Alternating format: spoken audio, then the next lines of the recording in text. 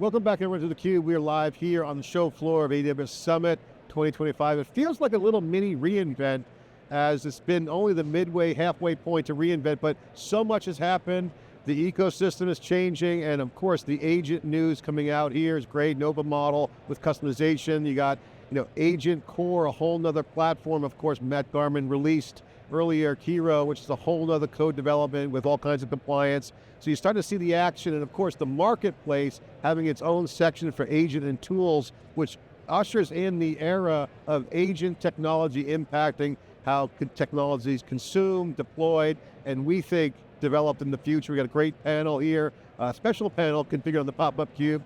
Chris Grusz, Managing Director for AWS. Thanks for coming on. Thank you. It's always great to be on here. Your panel. Yep. You got Nick from IBM. Exactly. We've got some great bookends here. We've got IBM, one of our largest, well-known technology partners. We got Lyzr on the other side, one of our startups that was just participated in our agent marketplace launch that went out yesterday. So, good set of partners to have a conversation today. Super game changer on you guys' side on the agent marketplace, because you're seeing for the first time agents not just having a feature in the listing, it's a whole category, which means it will be its own ecosystem. Yeah. And this is really a key panel because you got partners like IBM growing with a great business model. Congratulations on all your success at IBM. Really the best performance, I think, in company history, the way you guys gone with the product-led growth. And of course, the opportunities with models and startups at Lyzr. Guys, what is the changing ecosystem? Nick, we'll start with you because you're in the middle of it. Yep. Right? And so it's not like yesterday's partnerships. They're evolving and accelerating in a whole nother dimension where the technology and the integration is agentic and also different. I think different is a very, very important word to use here, because just this panel right here is a perfect example. We were just talking about, we launched some of the Lyzr agents back at IBM Think on IBM Orchestrate in our agent marketplace. You fast forward to today, coming to life on the AWS agent marketplace, the work that we're doing to bring the IBM capabilities that have already been very active in AWS for a while, but I love this new agent flavor that we're putting on things to make it easier for clients to find the capabilities that they need. So we brought Watson Orchestrate into the new agent and tool section. We brought Instana, we brought API Connect. Really all of these tools that have been on AWS for a while, but how do I make sure that if I'm working on agents, I can find the stuff that I need as a customer? It drives a totally new type of need in terms of what are those deep technical partnerships, what are those routes to market partnerships that you have to figure out. It's a fun time. Siva, talk about your company. Briefly explain what you do, because I think this is a nice tie-in to this conversation. So Lyzr is an agent, enterprise agent platform with built-in responsibility guardrails, but what really happens on the platform is organizations are building skills. I'm talking about customer onboarding automation for banks, or an internal audit automation for banks again, or claims processing and insurance. We had a chief marketing officer of a Fortune 500 company reach out and said, I have a 10-member marketing team, and I would like to just use agents to improve the productivity of my whole team. And fast forward today, they have 18 marketing agents that's running on Lyzr. Wow. And they haven't, they're seeing 10x productivity as well. So what really our platform does is to allow organizations to build skills. And when more of these organizations build skills, we are able to take those skills to other organizations. And we work with IBM as an Orchestrate partner because we're able to integrate with all the other agentic capabilities that IBM brings to the table, and AWS being our underlying infrastructure partner. We don't have to worry about uptime. You're exclusive with AWS. Yeah, from an infrastructure point of view, we don't have to worry about uptime of logs. We don't have to worry about uptime of memory. AWS takes care of that. Chris, this is a partner love fest here, because this is the future, because now you can have all kinds of services. The integration is not just peer-to-peer. You now have kind of an ecosystem threading together because now technology's infused in all aspects of the stack. Certainly at the infrastructure level, you guys are shining obviously on the compute, but it's the whole, I hate to say middleware, but like there's a whole layer cake of action. Oh, absolutely. And the multi-agent architectures are really becoming the more prevalent way on these things coming together, right? I think the first approach you saw in the industry was people were starting to build these monolithic agents that tried to do everything. And the accuracy was not very good. You had to be a prompt engineer to make it happen. And so the preferred architecture that is getting upwards of 60% better accuracy according to IAC is these multi-agent networks, where you'll have a coordinator working with multiple agents, and they're all doing their individual tasks. So if you think about something like a loan origination system, you might have something doing that front-end paperwork intake, you might have a second agent doing the credit check, a third agent doing, references, or, and you can go right down that chain. That used to be human interaction. Now you have these virtual agents that actually can effectively orchestrate that. And so that's becoming the dominant way. And so that's why we're really excited about the AWS Marketplace launch that we just came out with yesterday for agents and tools. We launched with over 800 different partners. To put that in perspective, when we launched SaaS, we were really excited we had 50 launch partners. And we did the build for that marketplace, when we first did that about 8 years ago, that was over a year in the making. Right. We started this agent marketplace launch build effectively about 4 or 5 months ago. And so to have 800 launch partners is incredible. It's really becoming the preferred way that people want to start getting their technology, and we're really excited about that. IBM knows I've been saying trust network for a lot with theCUBE and how people are sourcing it. I think the trust network, the way you guys vet the sellers, also is a critical piece here. Can you guys talk about how the vetting, because I'm seeing a tsunami of agents coming potentially. There's now a little bit of a trust factor. That might be a concern. Is it an opportunity? How should a customer think about, whoa, what's all going on here? How's it all wired up? No, I think you're spot on. It's a noisy space. I think that the 40x or 20x example you just walked through, that's with the vetting.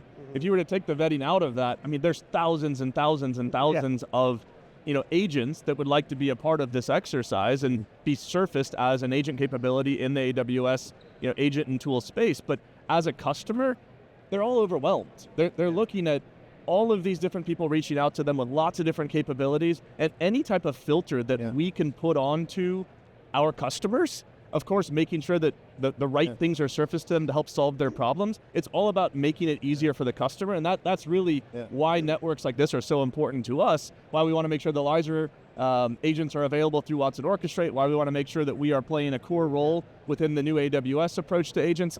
I think making that all easier for the customer is so important right now because everyone's overwhelmed. Yeah, I couldn't agree more. The trust aspect is super important. And this goes back when we first launched Marketplace. Every single machine image that we had in the catalog, we would first turn it on, we'd fire it up, we'd do just scan across it for malware before it ever got published. Right. Because prior to a marketplace, people were getting code off of Git repositories, and it was kind of buyer beware, right? You didn't know what might be in that image. And so that kind of goes to the DNA of how Marketplace was built, is to have that trusted experience with the buyer. And that fast forwards today what we're doing with our agents as well. But sorry. To add to that point, we have so many agents coming out. How can enterprises choose these agents and what to go with? So the most CIOs that I speak to, I recommend them to follow the hire and fire approach that startups do. It suits perfectly for enterprises now because these are skills that you're literally hiring. Try them out, and you will be able to filter what really works for you. It might be a couple of agents from Lyzr, a couple of agents from LangGraph, and so on. That's the best way to go about it, because you're not choosing a CRM or an ERP. You're choosing skills for your organization. Yeah, that's a great point. Jensen Huang got into a lot of heat at CES this year when he said IT will be the HR department for agents. Now, people freaked out on that because at that time the conversation was, AI is going to replace humans. But if you think about what's happening in this conversation is, agents have to be reviewed. Like an HR would oversee a performance review.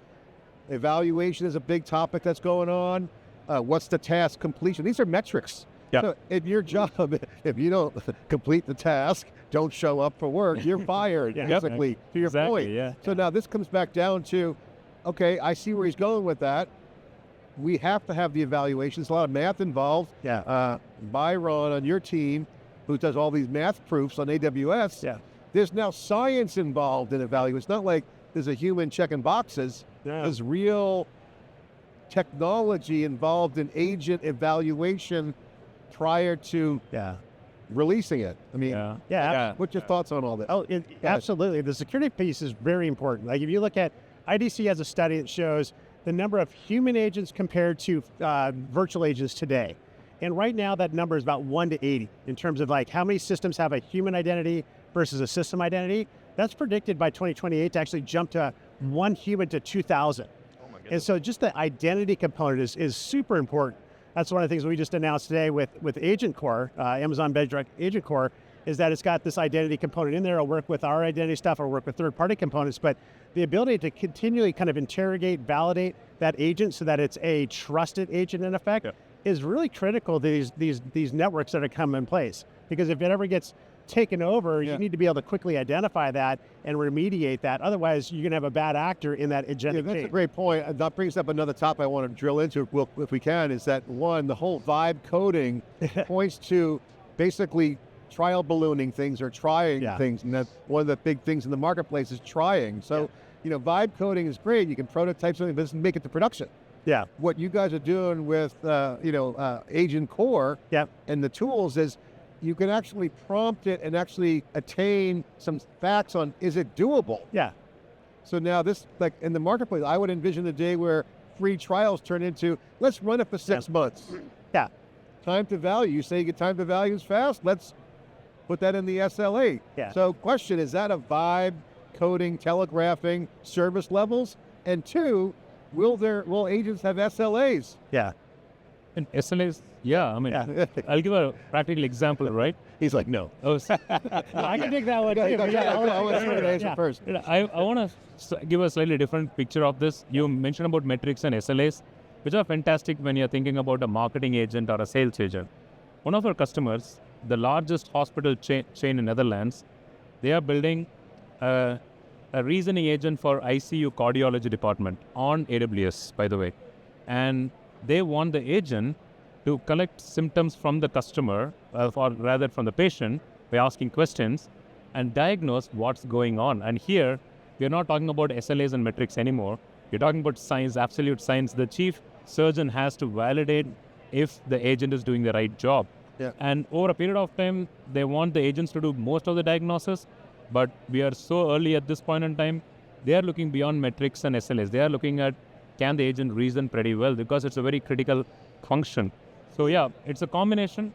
There are scenarios where That is functional descriptions, can we get it done? Yeah. But at some point, if they're going to be evaluated, and I'm in a marketplace that is essentially consumption-based, there's transactions happening, I would envision that SLAs might be on there. Hey, Trainium didn't work as fast. I don't want the, agent, go watch that. Oh yeah, I think that's definitely kind of on the roadmap in terms of where these agents are going. And that kind of behavior you're talking about, where people are spinning up multiple products, evaluating, spinning out as they don't want, and then moving forward, that has been a pretty common pattern and a big value add for a marketplace.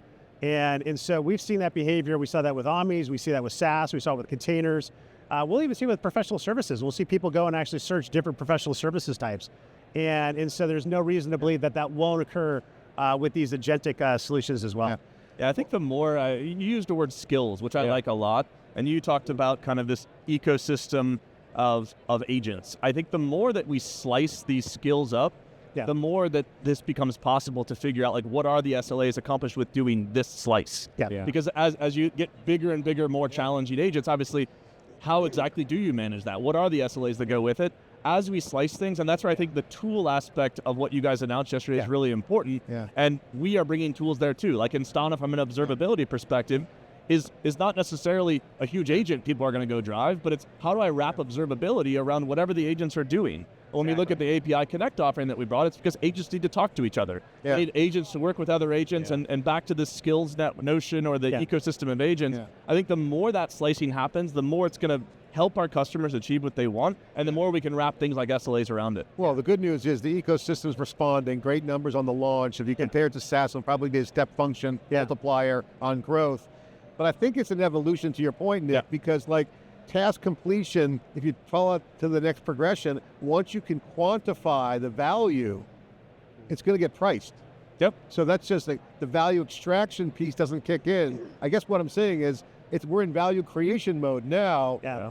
Once extraction happens, quantification, valuation, pricing. I think SLAs, baby. They're coming. That's what's so exciting to me about the agent phase that we're in right now. If you rewind a year ago, 2 years ago, it was all about generative AI. Let's go get the right model. Let's do some insightful things. Now agents all about the activity and the value that comes from it, which gets us far closer to being able to quantify these things. Yeah, absolutely. And that's like when we look at our marketplace, the marketplace that we announced yesterday is not just strictly agents, right? What we actually do is we break that down to 5 different categories, right? There are the strict agents, like here's an agent from Accenture to do procurement transformation, right? But then there's agentic tools, and these are tools that complement those agents. We see a number of our services partners providing services around agents. We see agent frameworks, AWS or Lyzr being great examples. And then the final one is we still see SaaS applications that are embedding agentic functions inside their applications. So if you think about just something as basic as a chatbot within a CRM system. And so we start to break down the agentic storyline into those 5 buckets and then provide those technologies to those customers in a very searchable format. They want to look for MCP-based agents versus A to A. You can do that at the AWS Marketplace. That's a great call out. In fact, for this event, we had a digital event. Matt Garman was the keynote. I asked him directly this question. It's kind of a trick question, but I think he hit a home run. Obviously, I agreed with him after. I said, is SaaS being replaced by Agentic? Yeah. And he said, no, it's an evolution. It is. And I agree with him on that because it's an abstraction on top of, with hooks if needed. Yeah. And so that kind of points to the fact that it's not a replacement. It's just the next evolution. And I 100% agree with that. I mean, if you look at when people have said that, there's a lot of popular articles out there. And the way I interpret it is that like the interface is changing. Right now, your interface might no longer be a web browser that you're manually in and searching for, what's my opportunity log, or who should I call, or what's my financial ledger look like. You're interfacing with that same information, but now it's via an agent. Yeah. And so I think that's the transformation when people say, is SaaS dying? The interface that we're interacting with might be changing. Headlines just to get clicks. Yeah. Everything has to die, but it's long live SaaS. SaaS is dead, long live SaaS. I wouldn't say SaaS is dying. Yeah, no, it's not dying. But SaaS has to get it really right, to be honest. Yeah. Because there are frameworks like us, and organizations can literally build whatever they want from a combination point of view. I won't name, but one of the largest chip manufacturing company in the world just moved to Lyzr yesterday. It's a massive deal that we won. And we are trying to get them on AWS also, by the way. But long story short, they went to a specialized customer service or customer support SaaS platform. And to your point, they didn't see the ROI. They were spending more on the software rather than spending on people. And they realized that, okay, I can build something on Lyzr with Amazon models, and I can actually reduce the cost by 10x. So customers are already seeing the ROI from a very... And I think the key word is software, because SaaS was loaded in the cloud, put in the App Store, hosted on AWS, software as a service, service as software, as Swami says. At the end of the day, it's software. And in fact, I think the future of the marketplace, my crazy vision, is that if I am paying too much for software there, I'll go to the marketplace and they build me an alternative. Exactly, I think agents are going to get super intelligent where they'll be able to go into the marketplace, kind of like a little bit of an agent core meets Kiro, going, hey, build me that app and do it with open source software. Exactly. Yeah. And guess what? The agents from Accenture or Deloitte or some Kalent comes in. I mean, you'll see that. Yep. Oh, and it's already happening. That's the other thing that we announced is that with AWS Marketplace, we're actually now incorporating our own generative AI functions into our marketplace. So the search capabilities is a good example. That search as of this week is now actually powered by a Nova model behind the scenes. So now you can do a much better kind of natural language search in AWS Marketplace. And then if you have like a very complicated question, like how do I do price optimization for my listing? We can actually handle that through that search interface. We're actually using Anthropic behind the scenes for those more complicated type of questions. So it's a multimodal approach, but that world is so really, basically the marketplace is now going to replace the AWS console. I don't think we go that far. Breaking news: console is being sunsetted by. But no, you're going to see that kind of built into all the search capabilities. No, but kidding aside, I do think the interface. I mean, if you look at all the top people using the marketplace from the data we're getting on the CUBE research side, is that the demographics of the users are essentially people who were born in the Apple Store generation. Yeah. Right. I'm sure you got similar stats. Yeah. They just want stuff to work. Yeah. So the more this gets smarter behind the scenes, I think the use case is show me the work, show me the stats and analytics, how's the security posture? Yep. I got Red Hat in there, okay, how that's tied in. So I think a lot of things are going to be super integrated under the covers. And does it work with all my other investments? The Lyzr point is spot on. Like we need to make sure that if I'm putting this in for this slice, does it work with everything that's tangential to that? So that's spot on. Well, you guys are great, and I'd love to do a whole segment on this again if we had more time. I guess, Chris, summarize the game-changing aspect of agents. I mean, Andy Jassy says AI is going to be the most transformative thing. For him to say, he said more than cloud. When I saw him last at NYC, that's for him to say that. That's pretty significant because he's like cloud. But him to say that's great, and then obviously Matt's bullish too. Yeah, absolutely. I mean, I've been with AWS Marketplace now for 10 years. This is arguably the biggest launch we've ever had. So if I look back at all the different like tier 1 feature launches that we've had in terms of launch partners, this launch dwarfs all of them. Yeah. And that's usually a good validation of the adoption going out there, because if the technical community, the Lyzrs and the IBMs of the world are saying, yes, we want to do that, it's validation that that's what customers want to do. And so we couldn't be more excited about this launch. We're excited to have both of these partners in that launch, and there's just a lot of good stuff to come. Nick, give the IBM perspective, because following your growth, and I won't say turnaround because Arv has been turning around for years, and more of a trajectory increase. You guys are flipped your business model 70% product, 30% services. That's changed over the past few years. So you are product-led growth. This is part of your strategy. How is the new marketplace going to impact IBM, and what's your vision on that? Yeah, I mean, I think to your point, like Arvind's strategy has been really clear since he became CEO. It's got 3 components: hybrid cloud, AI, and ecosystem first. I think what we're seeing in this discussion right now is really that third coming to life, which it has been for a while. Yeah. But that next phase, I think agents is just exploding the need for ecosystem first to make sure that everything we're building works well with everything everyone else is building, make sure it's available where customers are consuming things, and make sure it can run wherever clients want to run it. So it's an exciting time. Hey, great job. Close us out. Yeah, I think, so we are flying closer to the sun, because we want customers to pay us. Startups. We don't. Yeah, it's a startup. And we've been lucky. In the last 20 weeks, we had 21,000 builders. Yeah. We went to 2 million ARR in like 20 weeks actually. Yeah. So good thing is, agent skills are getting better by the day, thanks to newer models, thanks to the ecosystem. We're able to plug in with various other systems and improve. And agent skills will replace a lot of human skills. So human skills will now get augmented to next level. So we are now in the place of controlling agents, reviewing agents, let agents do the boring work. Siva, flying close to the sun actually has a good payback. If you can handle it. Yeah, I agree. Yeah. Slingshot effect. Yeah, escape velocity. Yeah, hoping for it. Yeah, exactly. Thanks for coming on. Gentlemen, thanks. Great to have you on. As always, Chris, congratulations on the launch, and to the team. Appreciate you coming on.